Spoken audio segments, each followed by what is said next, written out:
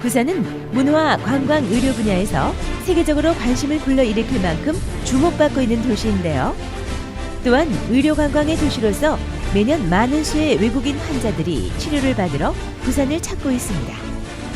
특히 지역 전문병원으로 지정된 병원들은 전문성을 강점으로 지역 의료 발전에 이바지하고 있다고 하는데, 이번 시간에는 부산 지역에서 정형외과 전문병원으로 지정받은 부산 사구에 위치한 강동병원을 찾아 정형외과 분야 중 특히 전문성을 요구하는 성장 클리닉에 대해 자세히 알아보도록 하겠습니다.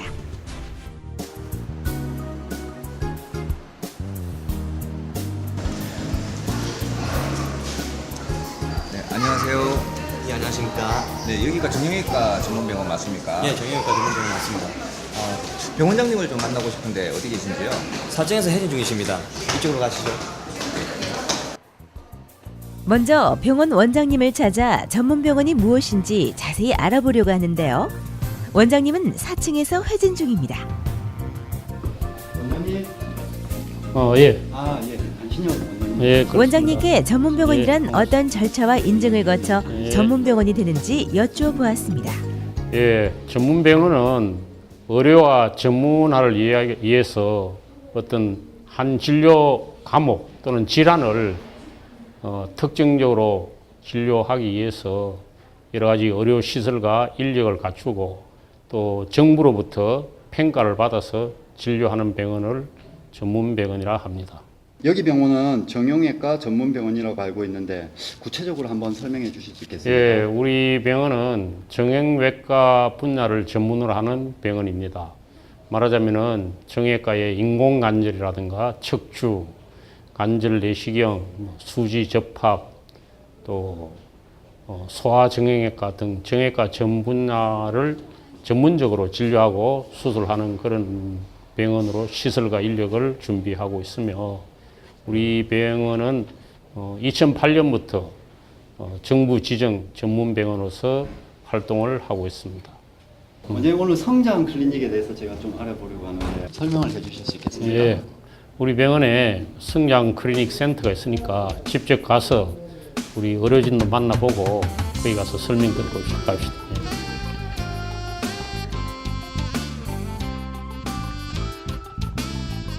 아이를 둔 부모의 가장 큰 관심 중 하나가 바로 아이들의 키입니다. 키도 때가 있기 때문에 청소년기가 지나면 키 크기가 힘들다고 하는데, 따라서 클 수 있을 때 1cm라도 더 자라게 해주고 싶은 것이 바로 부모들의 마음입니다. 아이의 건강과 키 성장을 돕는 성장 클리닉에 대해 알아보도록 하겠습니다.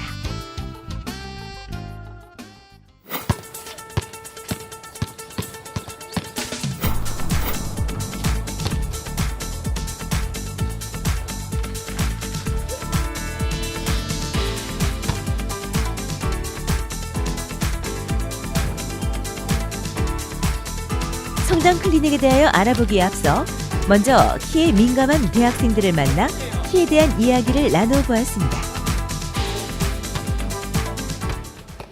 키가 크신데 몇 cm십니까? 예, 키는 184입니다. 그렇게 키가 크는 비결이라도 있습니까? 비결이라기보다는 제가 초등학교 5학년 때부터 이제 취미 생활로 농구를 즐겨 하던 게 지금 이까지 와서 키가 많이 큰 것 같아요. 아무래도 성장기 때 농구를 많이 해서 그런지 이제 키가 많이 컸습니다, 그때. 170일 되는 것 같아요. 자신의 키에 만족하십니까? 아니요, 만족 못하죠. 왜 그렇게 생각하십니까? 요즘 평균 신장도 많이 높아졌고, 또 길거리 다니는 이제 학생들 이제 어린 친구들 보면 키가 너무 크구나, 그게 보면 내 키가 너무 작구나 싶어서 이제 만족을 못하는 거죠. 정형외과 전문병원으로 최근 지정된 이 병원은 내과와 정형외과가 함께하는 성장 클리닉을 처음으로 개설했다고 합니다. 마침 골밀도 검사를 하기 위해 준비 중인 의료진을 만나볼 수 있었는데요. 강동병원 성장 클리닉 센터의 특징은 무엇입니까? 강동병원 성장 클리닉은 내과와 정형외과가 협진하는 성장 클리닉을 정형외과 전문병원 최초로 개설했습니다. 성장클리닉 전문 간호사가 상주하고 있고 전문 물리치료사와 영양사가 환자에게 최적의 운동요법과 알맞은 식이요법을 교육시킵니다.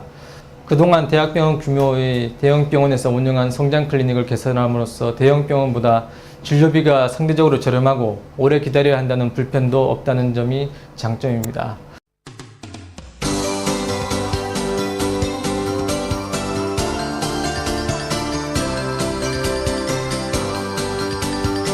네, 지금 보시는 이 장비는 저희 병원에서 도입한 최신 골밀도 성장 예측 검사기로서 어른이 되었을 때 예상 키를 간단한 검사 과정을 통해 3분 이내에 미리 알 수 있는 특수 장비입니다. 자신의 최종 성장키를 3분 이내에 알 수 있다고 하니 정말 놀랍습니다. 이렇게 예측한 자료를 토대로 개개인에 맞는 다양한 치료 방법을 적용하여 성장 치료를 하게 된다고 합니다. 그런데 우리 아이의 키 성장에 문제가 있는 것이 아닌가 하는 걱정을 하시는 부모님들이 많이 계시는데요. 자녀의 키에 대해 관심이 많은 부모님들의 걱정. 어떤 경우에 성장 클리닉이 필요할까요? 성장 클리닉 정형외과 전문의께 구체적인 경우를 여쭈어 보았습니다. 요즘 키 작은 아이를 둔 부모님 걱정이 많으신데요. 또래보다 키가 작으면 스스로 심리적인 위축도 큽니다. 언젠가는 자라겠지 하고 방치했다가 치료 시기를 놓치면 결코 되돌릴 수 없습니다. 사람에 따라 차이는 있지만 남성 호르몬과 여성 호르몬이 분비되기 시작하면 성장판도 닫히기 시작합니다. 여학생이 초경을 시작하고 남학생이 수염이 나고 변성기가 오는 2차 성징이 시작되면 성장판이 닫히면서 성장 속도가 급격히 둔해집니다. 우리 아이의 성장이 비정상적이라고 판단되면 성장 클리닉을 찾아 검사를 받아볼 필요가 있는데요. 전문의 검사가 필요한 경우는 또래 친구보다 10cm 이상 키가 작을 때, 1년에 키가 4cm 미만으로 자랄 때, 그리고 학급에서 키가 첫 번째나 두 번째인 경우, 키가 잘 안 자라면서 머리가 자주 아프고 시력이 갑자기 나빠질 때, 또한 키가 잘 안 자라면서 잘 먹는데 체중이 늘지 않을 때, 사춘기가 너무 빠른 경우, 이러한 경우라면 검사를 받아보실 필요가 있습니다. 아이를 둔 부모의 가장 큰 관심 중 하나, 아이들의 키. 제작진은 성장 치료 중인 어린이와 부모님을 만나볼 수 있었습니다. 자, 우리 친구 지금 뭐 하고 있죠? 성장 치료하고 있어요. 성장 치료 받으니까 어떻게 힘들지 않아요? 힘들긴 힘들데 괜찮아요. 힘들긴 힘든데 괜찮으면 지금 성장 치료는 왜 받고 있어요? 키가 크려고 먹고 있어요. 성장 치료 받아서 키가 좀 커졌어요? 네, 어느 정도 커졌을까요? 11cm 커졌어요. 성장 치료는 한 언제부터 받기 시작하신 겁니까? 생후 14개월 때 성장 호르몬 치료를 한 10개월 정도 했는데 크게 효과가 없었어요. 그래서 이제 7살 때부터 수술 치료를 했었어요. 성장 치료를 통해서 네. 어떤 결과나 이런 거에 좀 만족을 하시는 편이시죠? 네, 저희는 만족도가 커서 수술이 계속되고 저희 애 같은 경우도 만족도가 큰 것 같아요. 그러니까 아이가 만족도가 크니까 부모 된 입장으로서 이제 그만큼 계속 할 수 있게 된 거죠. 애가 만약에 만족을 못하면 아무리 부모가 해주고 싶어도 애가 이제 싫으면 못 하잖아요. 근데 저희 애 같은 경우는 만족도가 좀 큰 애라서 그리고 기대치도 있고 그래서 계속 수술도 가능했고 치료도 가능한 것 같아요. 키 때문에 스트레스 안 받았어요. 이곳은 이 병원의 식당입니다. 하지만 그냥 평범한 식당이 아니라고 하는데요. 바로 성장에 도움이 되는 균형 잡힌 식사를 하는 곳입니다. 그렇다면 지금부터 영양사 선생님을 만나 성장에 도움이 되는 식이요법에 대해 알아보겠습니다. 키가 크는 음식이 따로 있나요? 키는 특정 음식을 먹는다고 자라는 것이 아닙니다. 우리가 매일 우대 영양소를 골고루 섭취해야 건강한 몸을 유지하고 성장에도 중요한 역할을 합니다. 키 크는데 해로운 음식은 어떤 게 있나요? 네, 비만을 유발하는 설탕, 탄산음료, 지방, 인스턴트와 가공식품의 섭취를 줄입니다. 야식은 성장 호르몬의 분비에 방해를 주며 짜거나 매운 음식은 성장에 저해가 됩니다. 성장에 도움이 되는 식이요법만으로 키 성장이 다 해결된 것은 아닙니다. 식사를 하셨다면 이제 운동을 할 차례입니다. 성장에 도움이 되는 운동이 있다고 해서 물리치료사 선생님의 도움을 받아보겠습니다. 과연 운동과 성장은 어떤 관계가 있을까요? 네, 운동과 혈중 성장 호르몬의 변화가 밀접한 관련이 있음을 알 수 있는데요. 운동 후에 성장 호르몬 분비가 늘어나게 되고 수면을 취할 때 더욱 성장 호르몬 분비가 늘어난다는 연구 결과가 있습니다. 키 성장에 도움이 되는 운동은 다리 관절을 적당히 움직여주는 운동이 좋습니다. 키의 성장에 있어서 다리 길이의 증가가 가장 중요하기 때문입니다. 줄넘기, 수영, 배구, 테니스, 농구, 탁구, 조깅, 스트레칭 등이 대표적인 성장 촉진 운동입니다. 아이들 키 성장에 도움이 되는 음식과 성장에 좋은 운동법을 알아보았는데요. 여기서 끝이 아닙니다. 세 분의 전문의와 성장 클리닉에 대하여 더 자세하게 알아보는 시간을 마련했습니다. 먼저 정형외과 전문의를 만나보았습니다. 성장 클리닉에서는 어떤 검사를 할까요? 우선 골 연령 검사를 통해 성장판의 열림 정도와 뼈 나이, 뼈의 영양 상태를 파악합니다. 손목과 무릎, 척추, 골반, 팔꿈치의 엑스레이 및 초음파 검사를 통해 개인의 성장 가능성을 예측합니다. 가족의 병력을 통해 식습관과 출산 시 건강 상태도 함께 살핍니다. 이 같은 검사가 이루어지면 키가 작은 원인과 어른이 되었을 때 예상 키, 치료 가능 여부가 확인됩니다. 임신 때부터 혹시 키가 미리 정해지는 말이 사실인가요?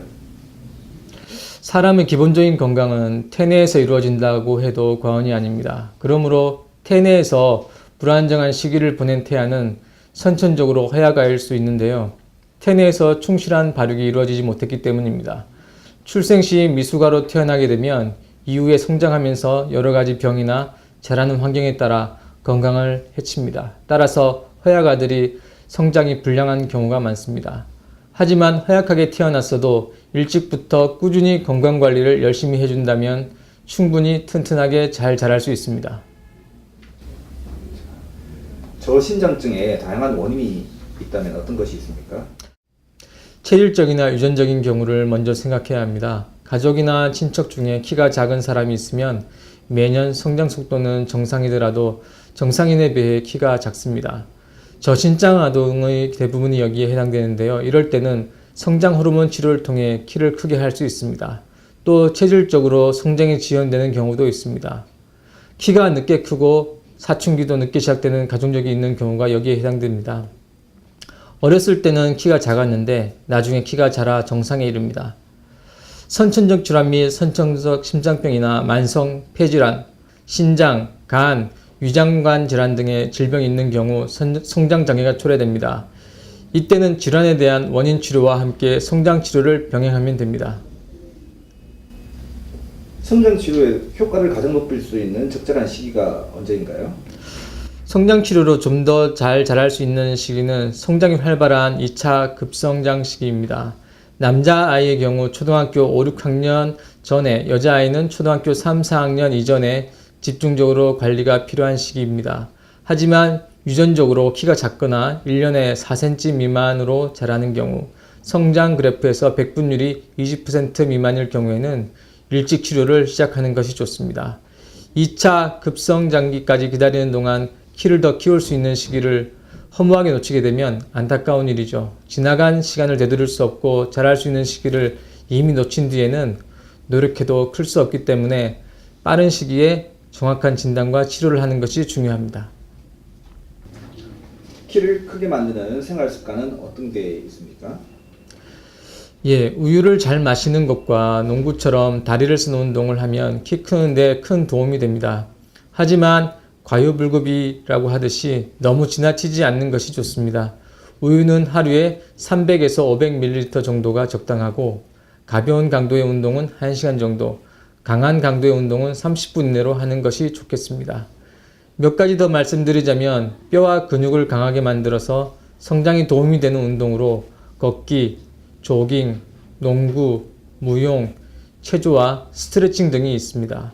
음식은 곡류, 육류, 어류, 해조류, 야채류, 견과류, 과일 등을 골고루 균형 있는 영양 섭취를 하는 것이 좋습니다. 또한 성장에는 휴식과 수면이 아주 중요합니다. 우리 몸이 활동할 때 좋은 자극을 받아서 성장 호르몬의 분비가 늘어나게 되는 것은 사실이지만 실제로 키가 크는 시간은 휴식하거나 자고 있을 때입니다. 대부분의 키는 자는 동안 크는 것이지요. 실험적으로 성장 호르몬은 밤 10시에서 새벽 2시 사이에 숙면을 취할 때 많이 분비됩니다. 따라서 일찍 자는 것이 성장력을 개선하는 데 아주 중요합니다. 성장클리닉 정형외과 전문의와 함께 저신장증의 원인과 치료 시기, 키가 쑥쑥 크는 생활습관에 관해 알아봤는데요. 평소 균형 잡힌 식사와 올바른 운동, 충분한 휴식이 키가 제대로 클 수 있게 하는 것 같습니다. 그렇다면 지금부터 성장 호르몬 치료에 관한 궁금한 사항을 가지고 내과 과장님을 만나보겠습니다. 성장 호르몬 치료는 누구나 받아도 될까요? 꼭 그렇지는 않습니다. 골연령 검사와 성장 호르몬, 갑상선 기능, 신장 기능 검사를 토대로 성장장애와 저신장증에 해당될 때 성장 호르몬 치료의 대상이 됩니다. 호르몬 치료는 언제가 적당한 시기인가요? 성장 호르몬은 뼈가 자라고 있는 동안, 즉 사춘기가 끝나기 전에 투여해야 효과가 있습니다. 저신장증 치료는 뼈 성장이 끝나기 전에 하는 것이 바람직한데 초등학교 저학년 정도에 시작하는 것이 좋습니다. 성장 호르몬은 대개 2-3년 정도 장기간 투여하면 결과가 좋아집니다. 추가로 말씀드리자면 성장 호르몬은 주사제인데 투여 방법이 쉬워서 간단한 교육만 받으면 일반인도 집에서 직접 주사할 수 있습니다. 성장 호르몬 주사의 효과는 어떠합니까?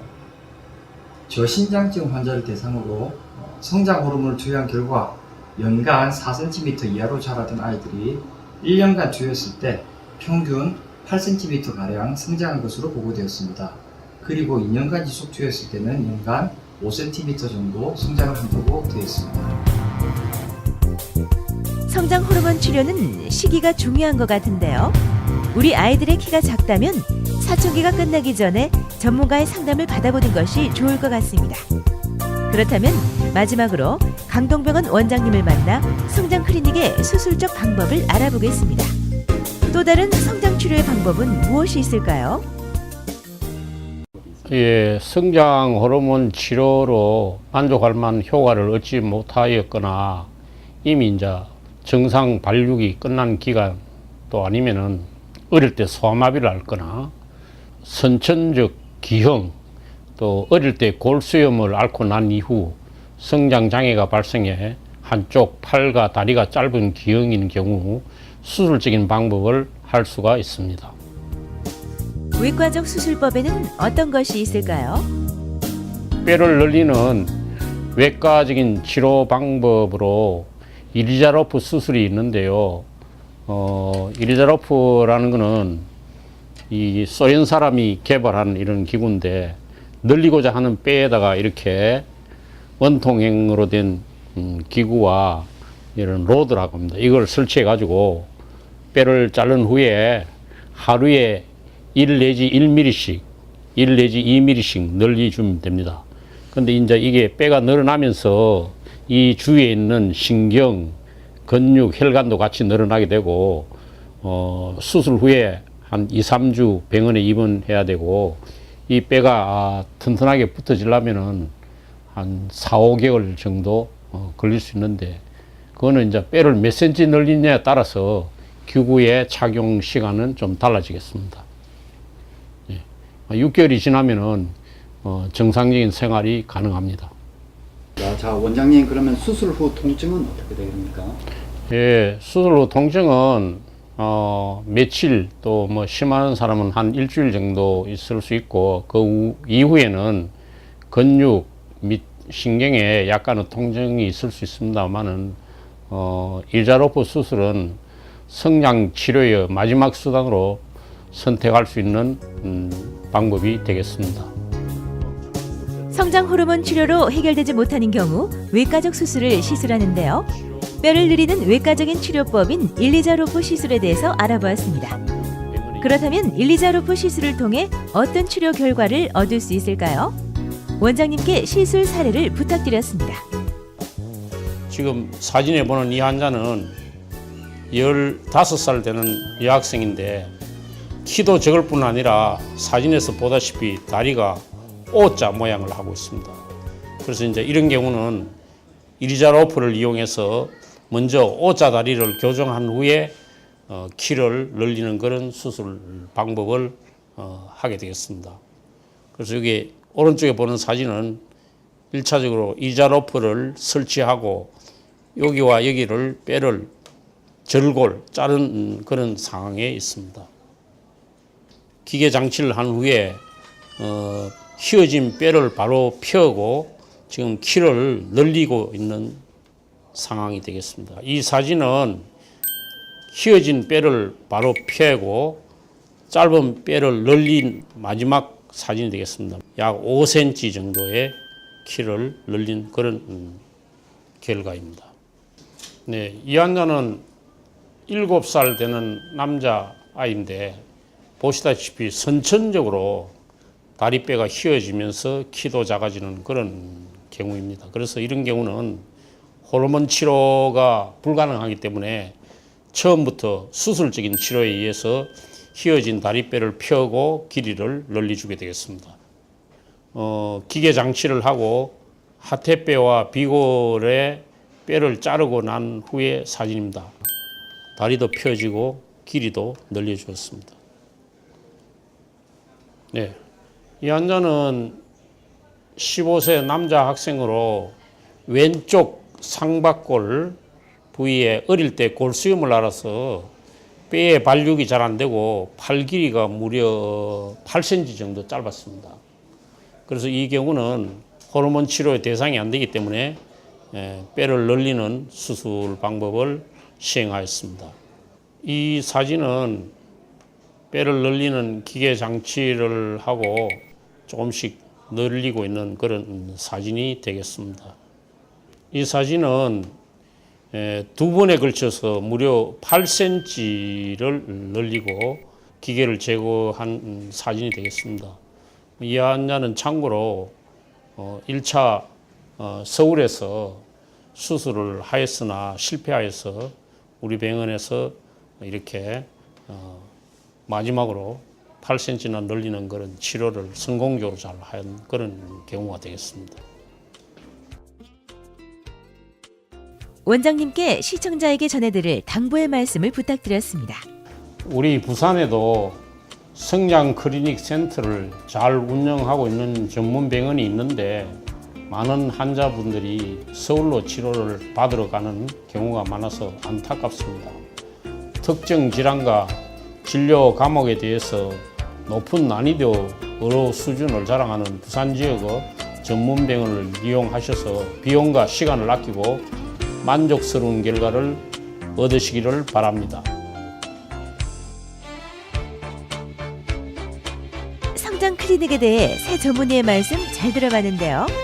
성장이란 키와 체중의 성장뿐 아니라 내부 장기가 구조적 기능적으로 발달해가는 과정과 정서적 정신적 발달을 통틀어서 말합니다.